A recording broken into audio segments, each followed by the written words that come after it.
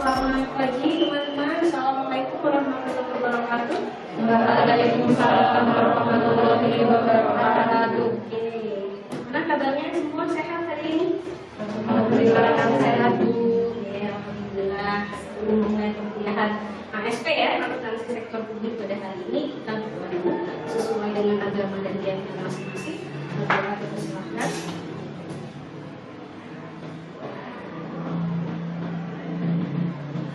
Amin, cukup. Ya. Hari ini di pagi yang cerah ini kita memasuki materi ya. Sebelumnya minggu lalu sudah pertemuan pertama kita menjelaskan secara garis besar apa itu akuntabilitas, apa itu good governance, bagaimana perkembangannya, gimana dampaknya ke sektor publik ya. Maka hari ini sesuai RPS kita akan masuk ke materi yang kedua, yaitu terkait dengan karakteristik dan lingkungan akuntansi sektor. Sebelumnya saya masih mengingatkan kalian bahwa setiap mata kuliah punya capaian pembelajaran ya. Capaian pembelajaran itu kompetensi yang seharusnya dimiliki oleh seorang mahasiswa setelah mengikuti mata kuliah ini. Bisa dilihat di RPS yang membanggakan CPMK yang pertama, mahasiswa mampu memahami karakteristik organisasi sektor publik serta regulasi dan standar akuntansinya. Yang kedua, mampu menjelaskan bedanya organisasi sektor publik dengan sektor privat. Yang ketiga, menganalisis siklus akuntansi pada organisasi sektor publik. Dan yang terakhir, menginterpretasikan laporan keuangan berdasarkan standar akuntansi sektor publik. Nah, mata kuliah ini, ASP, ini membahas mengenai karakteristik AST itu sendiri, di mana di dalamnya terkait dengan organisasi sektor publik baik itu pemerintah maupun non-pemerintah. ASP ini bobotnya 2 SKS ya kan, diterima oleh mahasiswa di jenjang semester 4. Setelah semester ini berakhir, kalian akan masuk ke materi yang lebih kompleks lagi di praktik akuntansi sektor publik. Itu praktik akuntansi sektor publik ada di semester selanjutnya ya, semester 5. Oke. Dengan RPS juga saya ingatkan sekali lagi, mata kuliah ini adalah mata kuliah teori, sehingga bobot yang terbesar di samping ujian tengah semester dan ujian akhir semester itu ada tugas akhir berupa project ya, project dan partisipasi.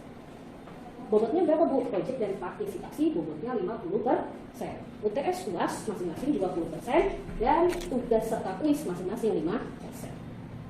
Partisipatif maksudnya apa? Maksudnya setiap tugas, baik itu tugas setiap minggu maupun tugas berupa case tadi yang diberikan oleh dosen, itu kalian aktif untuk merespon, ya. Itu nanti digabung dengan tugas project.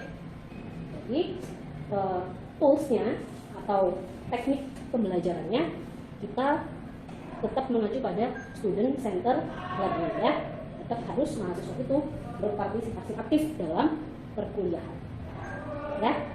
Metode pembelajaran tetap menggunakan ceramah seperti metode konvensional ya, seperti biasanya pakai ceramah, dan juga ada presentasi di beberapa pertemuan selanjutnya.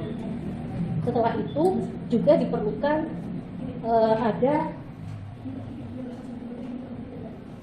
terus diperlukan adanya diskusi ya dari mahasiswa.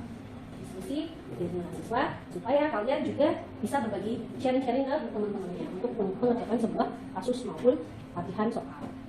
Terus untuk metode penilaian untuk metode penilaian mata kuliah ini yang ingin memperoleh nilai A maka total kumulatif harus di atas 85 nilai ya. Dari komponen penilaian yang tadi saya sebutkan, tugas kuis masing-masing 5%, UTS UAS masing-masing 20%, dan terakhir project serta analisis partisipatif total 50%. Sehingga keduanya kalau dijumlah menjadi 100%. Baik, itu tadi penjelasan singkat yang kita ulang lagi ya, yang minggu lalu sudah dibahas. Sekarang kita masuk ke materi hari ini, materi pertemuan kedua. Sudah siap? Ya. Oke, sudah siap ya. Silakan diperhatikan slide-nya. Materi hari ini mengenai karakteristik dan lingkungan akuntansi sektor ya. Maka harus tahu dulu nih, apa sih itu akuntansi sektor publik. Ini saya sajikan beberapa pengertian atau definisi yang disampaikan oleh para maestronya ASP di Indonesia ya. Banyak ya yang kita kenal buku ASP itu yang salah duanya ya, saya bawa ini punya Prof. Abdul Halim sama Prof. Mardiasmo. Dua-duanya buku besarnya yang punya juga ASP. Nah, ini banyak menyampaikan apa akuntansi sektor. Kalian bisa baca kan di slide ya. Ini salah satunya. Menurut Prof. Dr. Magdiasmo, ASP itu informasi dari pemerintah yang digunakan sebagai alat informasi bagi publik. Ini berarti concern ke pemerintah memberikan informasi ke publik ya. Lalu menurut Prof. Indra Bastian itu, menurut Prof. Indra Bastian, ASP itu mekanisme dan analisis akuntansi yang diterapkan pada lembaga tinggi negara serta departemen di bawahnya untuk penerapan pengelolaan berbagai dana dari masyarakat. Concernnya di sini adalah ASP itu diterapkan untuk organisasi yang menghimpun dana dari publik, gitu ya. Nah, selanjutnya, menurut Prof. Abdul Halim, ASP itu kegiatan jasa dalam rangka menyediakan informasi kuantitatif yang bersifat keuangan. Siapa yang menjadikan? Yaitu pemerintah untuk pengambilan keputusan pihak-pihak yang berkepentingan. Nah, ini mirip dengan definisi akuntansi umumnya ya. Ini ada kata-katanya pemerintah. Terakhir menurut Dedi Nurdiawan, ini satu-satunya dari keempat ini yang dosen UI yang beberapa hari yang lalu baru saja meninggal. Ya, ini menyampaikan bahwa ASP merupakan proses pencatatan, klasifikasi, analisis, pelaporan transaksi keuangan dari suatu organisasi publik yang menyediakan informasi keuangan bagi para pemakai laporan keuangan yang berguna untuk pengambilan. Nah, maka dari keempat definisi yang kita bahas tadi, ada satu buku, yaitu bukunya Pak Dedi Nurdiawan, yang menyatakan bahwa sebenarnya ASP itu menyangkut dua akuntansi, yaitu akuntansi pemerintah dan akuntansi sosial. Kenapa begitu? Nanti akan kita bahas sambil jalan ya. Ya, selanjutnya tadi kita bahas akuntansi sektor publik. Itu adalah akuntansi yang diterapkan di organisasi sektor publik. Maka dari situ kita tahu bahwa akuntansi itu sebagai objeknya, subjeknya adalah organisasi sektor publik. Jadi kita harus tahu dulu dong, apa itu organisasi sektor publik. Tempatnya akuntansi sektor publik itu diimplementasikan, itu kan? Apa itu OSP? Oh, OSP ternyata entitas ekonomi. Entitas ekonomi tapi menyediakan barang dan jasa untuk semata-mata untuk mencapai kesejahteraan yang optimal di masyarakat, kan? Terus apa perannya? Oh, ternyata OSP ini sebagai penyedia barang publik. Apa itu barang publik? Barang publik itu artinya barang yang sifatnya non-revolving dan non-excludable. Non-revolving itu barang yang nggak perlu orang bersaing untuk memperolehnya, ya. Kalau non-exclusivity itu artinya barang itu bisa digunakan oleh semua ini masyarakat, nggak pandang bulu suku mana, kaya atau miskin ya, laki perempuan ya, semua berhak untuk menggunakan barang tersebut. Ya. Yang kedua, ternyata OSP ini perlu untuk menjembatani adanya gap struktur sosial. Sehingga OSP ini biasanya menyediakan layanan yang menyangkut hajat hidup orang banyak ya, seperti pendidikan, kesehatan ya, transportasi. Bisa dipahami? Akuntansi sektor publik secara ilmunya sebenarnya ada dua jenis akuntansi, yaitu akuntansi pemerintahan dan akuntansi sosial. Tapi dilihat dari segi objek dan subjeknya, itu objeknya adalah ilmu akuntansi pada umumnya, tapi subjeknya khusus di organisasi sektor publik ya. Dan ini lalu karakteristiknya. Tadi kita sudah membahas apa itu kemudian OSP. Sekarang karakteristiknya. Baik, kita baca di sini salah 5 ya, ada 5 karakteristik OSP. Yang pertama, OSP itu tidak berorientasi pada laba, ya. Yang kedua, tujuannya tadi saya sebutkan di awal bahwa tujuannya hanya untuk welfare atau kesejahteraan masyarakat.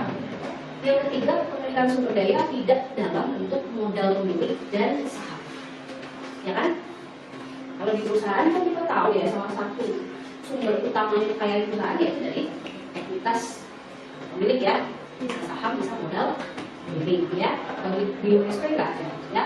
Lalu semua keputusan yang berhubungan dengan kebijakan berpedoman pada konsensus, artinya diputuskan secara bersama-sama, bukan dalam satu pihak. Kalau itu OSP yang pemerintah, maka harus ada persetujuan dari parlemen atau legislatif. Terakhir, jenis kegiatan operasi antara lain pelayanan publik seperti bidang pendidikan, kesehatan, penegakan hukum, transportasi, dan penyediaan pangan.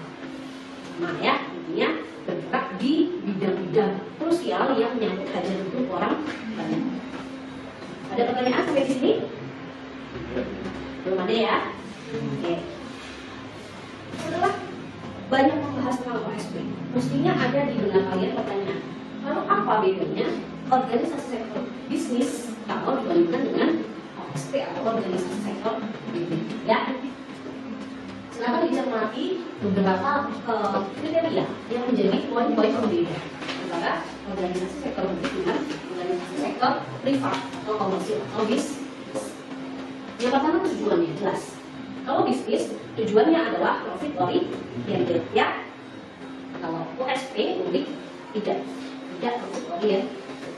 Sumber pendanaannya untuk organisasi sektor privat dari modal sendiri, saham, obligasi, utang, bisa jual aset ya. Kalau di pemerintahan, ya hampir sama, tapi bedanya adalah tidak ada saham, tidak ada modal pemilik. Ya. Pertanggungjawabannya, kalau bisnis hanya bertanggung jawab pada pemilik saham ya, jangan kayak investor, stockholder ya, dan juga ke kreditur. Kalau OSP dalam hal ini bisa pemerintah, bisa dari pemerintah, itu bisa bertanggung jawab ke masyarakat. Kalau pemerintahan, maka pertanggungjawaban itu dilaksanakan melalui lembaga perwakilan masyarakat. Untuk struktur organisasi di OSP bersifat birokratis, formal dan berjenjang. Artinya ada silsilah atau tingkatan ya, tidak bisa dilompat-lompati gitu ya. Kalau itu lintas, maka harus bertanggung jawab ke bupati atau wali kota atau kepala daerah, dan seterusnya sampai ke presidennya. Kalau organisasi sektor privat, maka struktur organisasinya fleksibel sesuai dengan kompetensi, tidak harus berjenjang dari satu kepala departemen ke manajernya. Aktivitas OSP terkait dengan pelayanan publik. Siapapun yang berhubungan publik mestinya dilindungi oleh negara ya, makanya ada regulasi. Sedangkan untuk privat, aktivitasnya full bisnis, sehingga mekanisme pasar sangat menentukan keberhasilan sebuah entitas. Auditor yang kalian kenal, kira-kira auditor apa aja? Kenal auditor independen, kenal ya, tahu lah ya, dari KAP gitu ya, dari kantor publik. Nah itu bisa masuk ke dua-duanya, bisa ke OSP, bisa ke privat. Tapi kalau di OSP, di publik, kita juga selain auditor independen, kita juga mengenal ada BPK, Badan Pemeriksa Keuangan ya, BPKP ya sebagai pengawas internal atau aktif, lalu inspektor. Jadi di wilayah pusat, di provinsi maupun di kabupaten atau. Oke, baik teman-teman, sampai di sini ada yang ingin ditanyakan? Itu nama saya Alam Ambina Sherlock FM 261010409, isi bertanya. Untuk organisasi publik dan organisasi privat, untuk perbedaannya kan sudah ditayangkan pada PPT yang ditayangkan Ibu. Lalu untuk persamaannya apa ya Bu? Terima kasih. Baik, pertanyaan yang bagus ya. Tadi kita sudah membahas perbedaannya, lalu Mas Arum menanyakan apa persamaannya gitu ya. Kira-kira teman-teman ada nggak yang ingin membantu saya menjelaskan? Kira-kira ada nggak atau apa persamaannya antara organisasi sektor publik dengan organisasi sektor privat? Siapa yang mau? Baik, terima kasih atas kesempatannya. Sebelumnya perkenalkan, nama saya Ahmad Fuata, NPM 1880. Untuk persamaan antara organisasi publik dan organisasi privat, yang pertama, keduanya merupakan elemen perekonomian negara Indonesia. Dan kemudian yang kedua, mereka sama-sama menghadapi sumber daya yang terbatas untuk menuju tujuannya dari organisasi tersebut. Ya, tepat.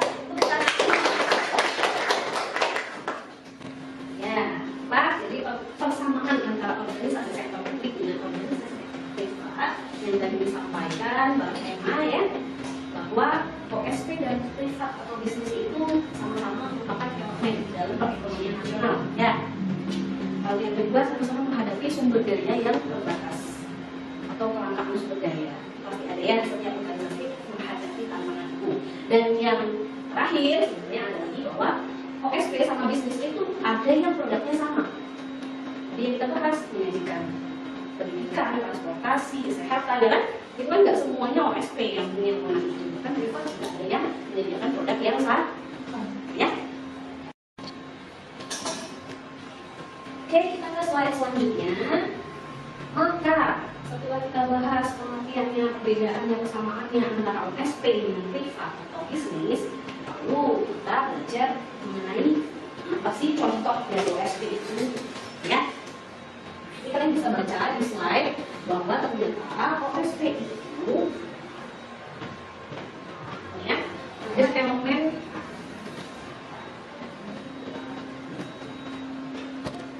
pemerintah dan non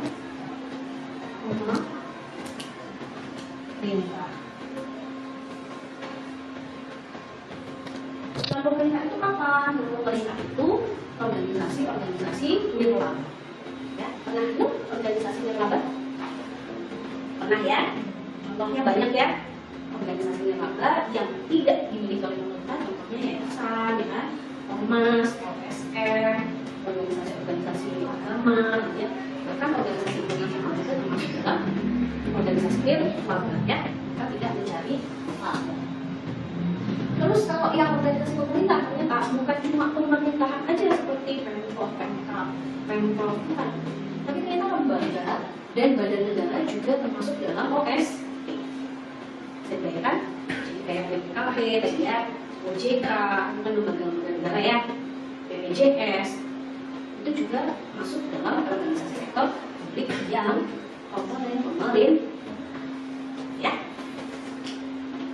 Nah, dari sekian banyaknya organisasi sektor publik ini, menurut kalian mana organisasi sektor publik yang terbesar di Indonesia? Dijawab Bu. Oke, silakan.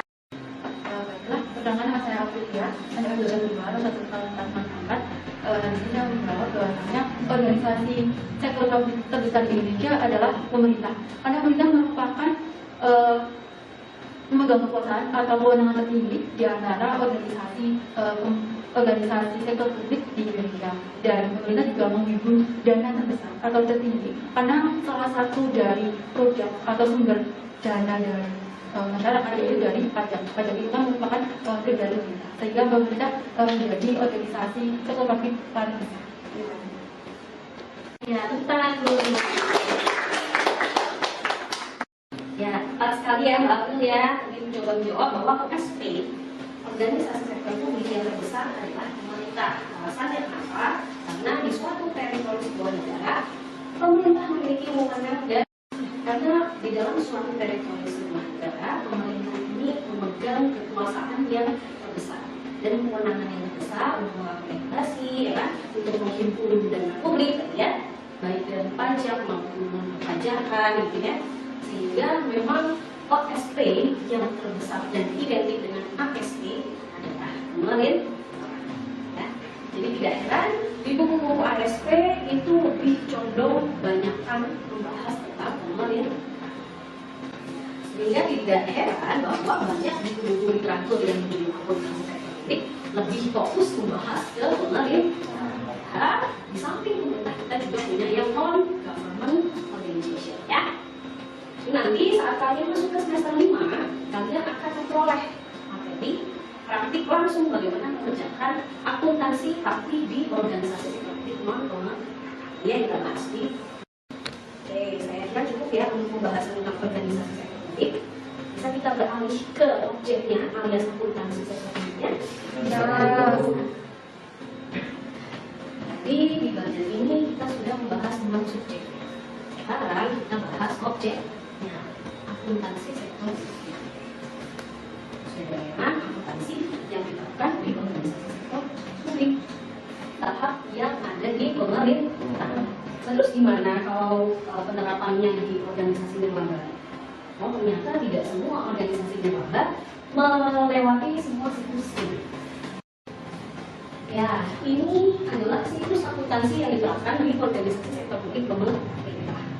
Kenapa tidak di lembaga? Karena menurut Undang-Undang Nomor 28 Tahun 2004 sang yayasan misalnya ya, ini salah satu organisasi lembaga, yayasan itu tidak semuanya wajib menyusun laporan keuangan.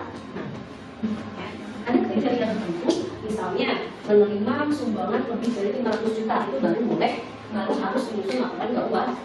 Kalau tidak menerima dana sebesar itu maka tidak wajib menyusun laporan keuangan.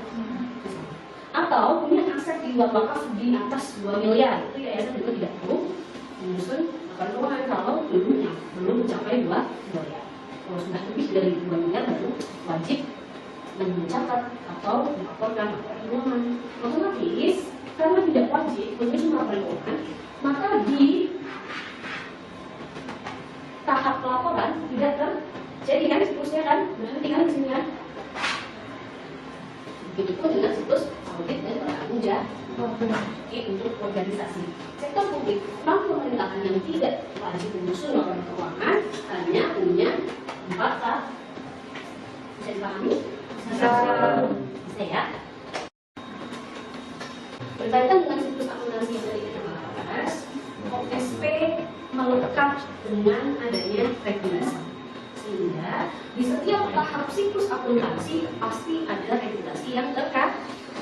Ya, jadi gambarnya menjadi seperti ini. Regulasi ada di setiap tahap dalam akuntansi sektor. Kenapa perlu adanya regulasi?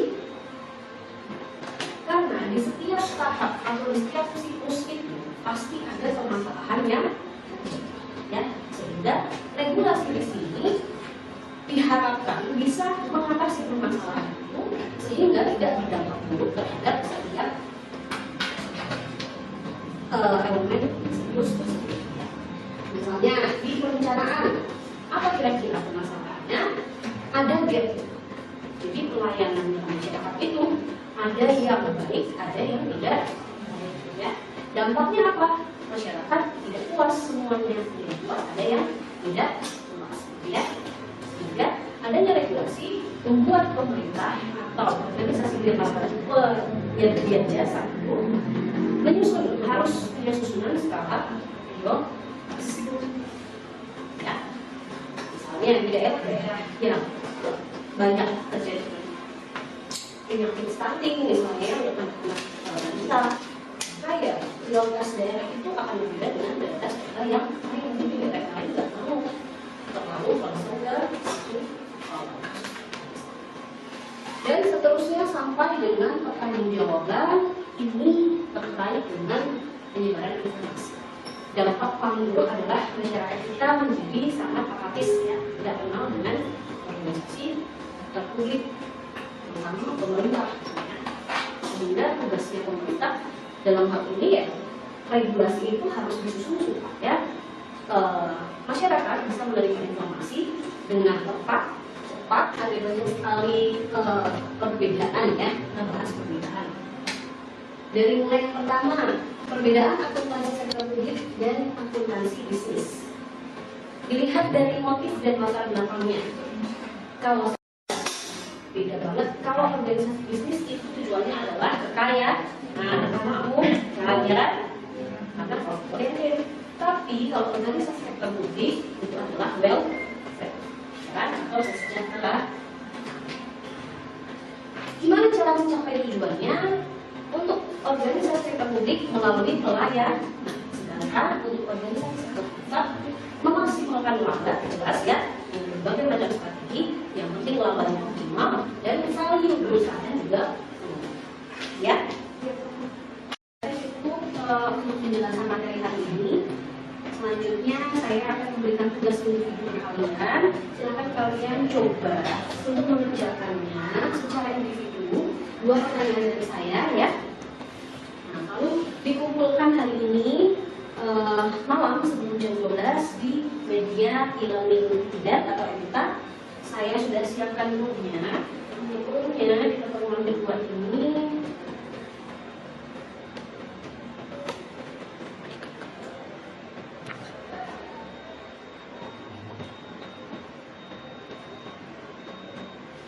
di sini ya teman-teman, ini aku tugas hari ini di topik kedua terkait dengan karakteristik dan lingkungan akuntansi sektor.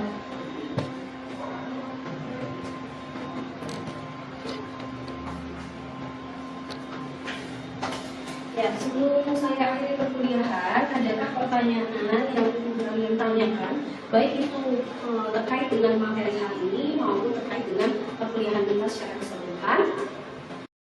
Saya ditanya nih. Saya dari Rumah Saputra NPM 21401046 Bu. Izin bertanya, untuk proyek tugas akhir KJKL-nya itu terakhir dikumpulkan kapan ya Bu? Oke, baik. Untuk tugas project base-nya, kalian harus mengumpulkan sebelum pertemuan ke-14 ya. Jadi pertemuan 13 nanti dikumpulkan, pertemuan ke-14 kita sudah persiapan ke ujian akhir semester. Itu apakah jelas?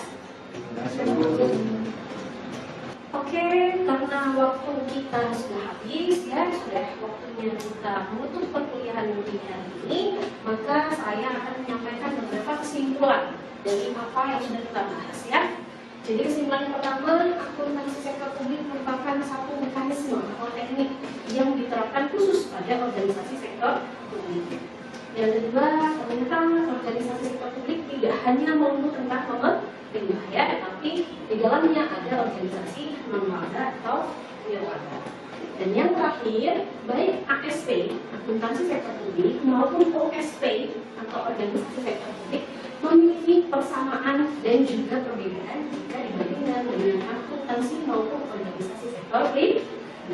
Ya, kalian dalam mata kuliah ini saya harapkan bisa mengidentifikasi masing-masing persamaan maupun perbedaannya supaya nanti ke depannya kalian bisa membagi-bagi apa hal-hal khusus yang dimiliki dalam akuntansi sektor yang tidak ada di akuntansi komersil sektor publik. Itu teman-teman, terima kasih atas perhatian dan kehadiran teman-teman.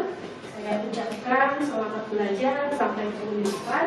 Bila di taufiq wal hidayah, wassalamualaikum warahmatullahi wabarakatuh. Waalaikumsalam.